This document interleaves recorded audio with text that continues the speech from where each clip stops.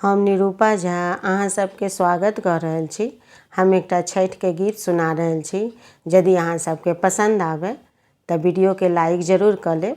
आओ सुनू एकटा छठ के गीत।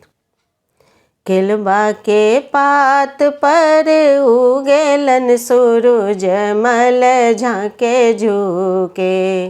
केलबा के पात पर उगेलन सूरज मल झाँके झुके। हे करेलू छठ बरतिया से झाँके झुके।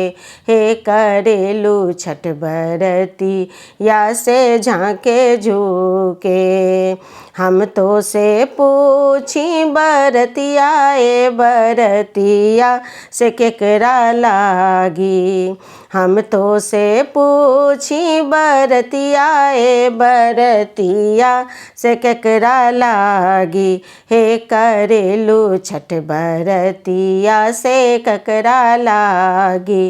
हे करेलू छठ बरतिया से केकरा लागी।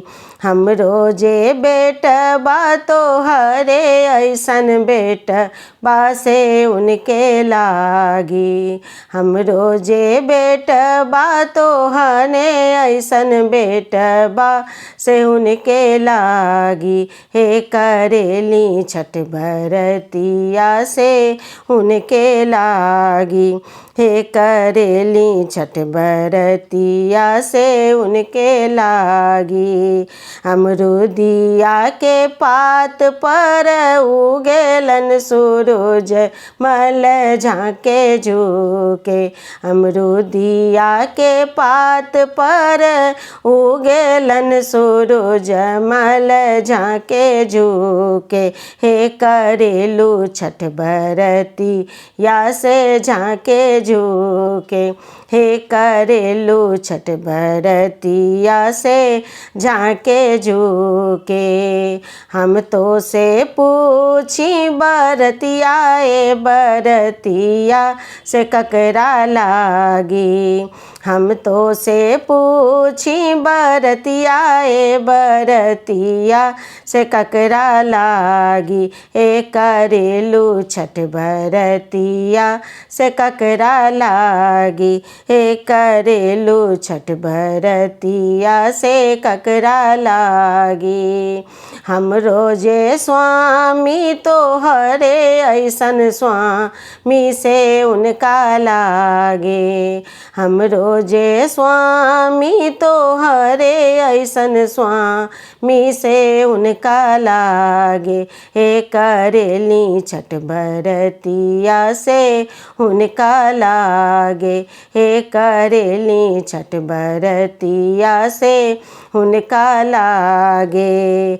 नारियल के पात पर उगेलन सूरज मल झाँके झुके। नारियल के पात पर उगेलन सूरज मल झाँके झुके। हे करेलू छठ बरतिया से केकरा लागे। हे करेलू छठ बरतिया से केकरा लागे। हमरो के बेटी तो हरे ऐसन बेटी से उनका लागे।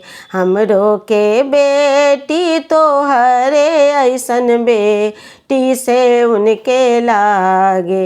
हे करेली छठ बरतिया से उनके लागे। हे करेली छठ बरतिया से उनके लागे।